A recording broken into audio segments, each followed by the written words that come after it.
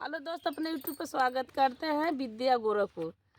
देखिए हम दीदी लोग के प्यास पानी लग पी गया रहे है। हैं। देखिए दोस्त, दीदी और भैया, बहुत धूप में हम लोग आए हैं। बहुत गर्मी लग रहा है, घाम लग रहा है, इसी में हम लोग देखिए इतना वीडियो बना मेहनत रहे करके हैं। हम लोग वीडियो बना रहा है। देखिए आप लोग सावन थोड़ा में थोड़ा वीडियो मेहनत चल नहीं रहा। हमारे दीदी और हमारे आप लोग देखेंगे ना तो जरूर कुछ में कुछ सहयोग करेंगे।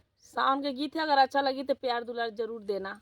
यूट्यूब पर भैया आपकी भी बोल रहे हैं, प्यार जरूर देना हम लोग को। घोड़ावा चढ़ल आइला जय सिपाहिया उड़त आवेना, उनके गले के रुमालिया उड़त आवेना, उनके गले के रुमालिया उड़त आवेना।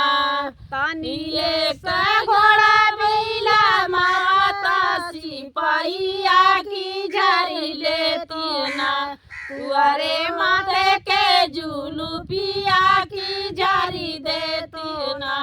कैसे के घोड़ा बिला माई बाड़ी धनिया हमारे संगवा, बाड़े नसला सकरिया हमारे संगवा।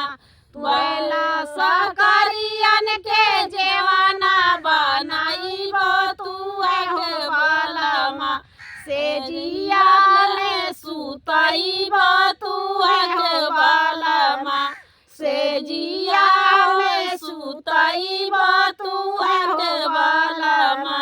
घोड़ावा चढ़ल आइला जय सिपाहिया उड़त आवेना, उनके गले के रुमालिया उड़त आवेना, तुनके गले के रुमालिया उड़त आवेना।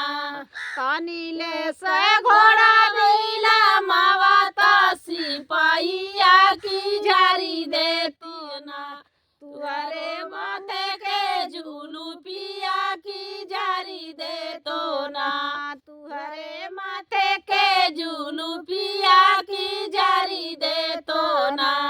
कैसे के घोड़ा बिला माई हरी धनिया हमारे संगवा, बाण नसला सकरिया हमारे संगवा, बाण नसला सकरिया हमारे संगवा। तुअरेला सकरियन के गलिया पियाई तू है बालमा, गोदिया ले